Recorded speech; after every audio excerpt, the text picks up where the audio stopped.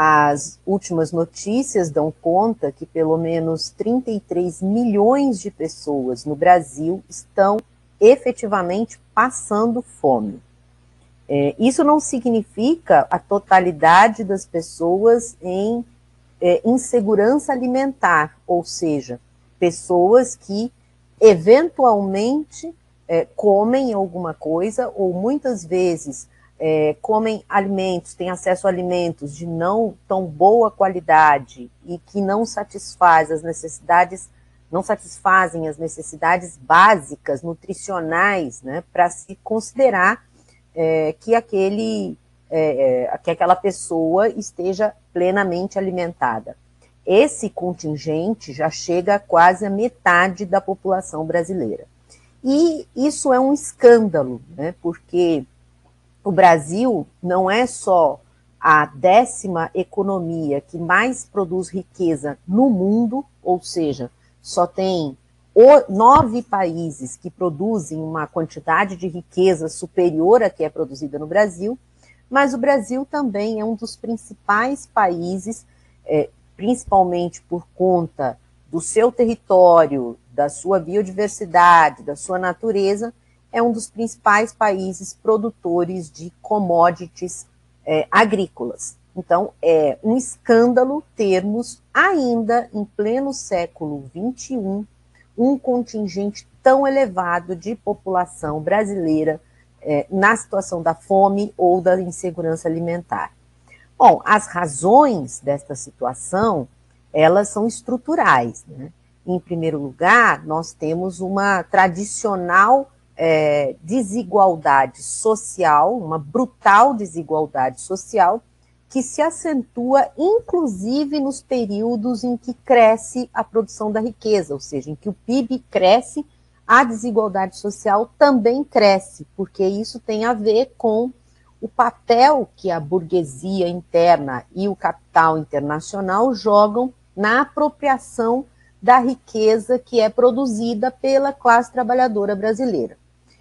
Em segundo lugar, é a própria estrutura agrária no país que destina grande parte do território agriculturável ou propício à produção de produtos agrícolas e que vão fornecer alimentos, né? Esta estrutura agrária ela é extremamente concentrada no agronegócio, né? E o agronegócio não tem por objetivo a produção de alimentos, ele tem por objetivo a produção de lucro. Então, o produto que for gerar um lucro naquele momento e naquelas condições objetivas do local onde determinadas frações do agronegócio está instalada, serão aqueles produtos que irão ser produzidos e não necessariamente os produtos necessários ou os produtos próprios, né, para saciar e fornecer alimentos para a população brasileira. Então,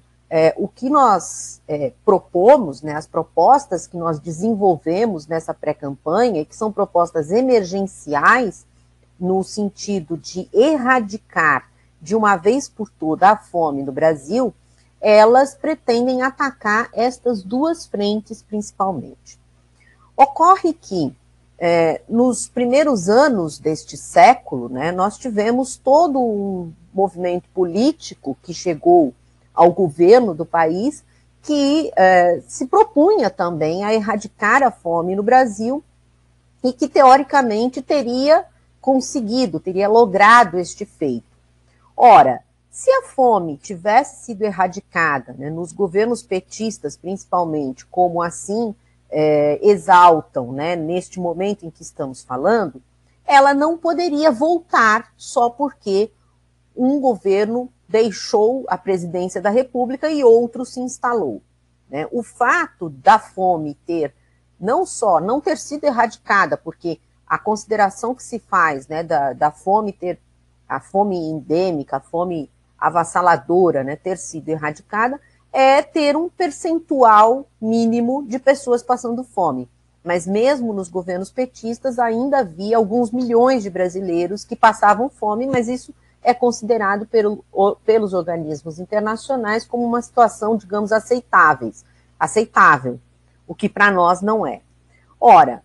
se esse percentual de pessoas passando fome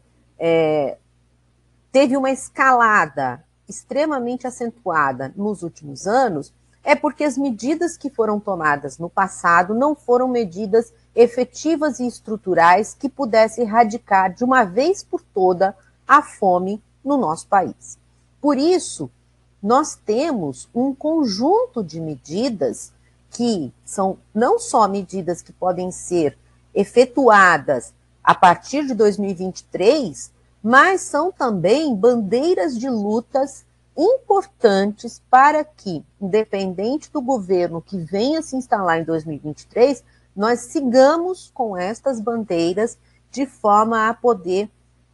alcançar minimamente a erradicação de uma das piores situações que o capitalismo pode colocar à população humana, à classe trabalhadora em especial.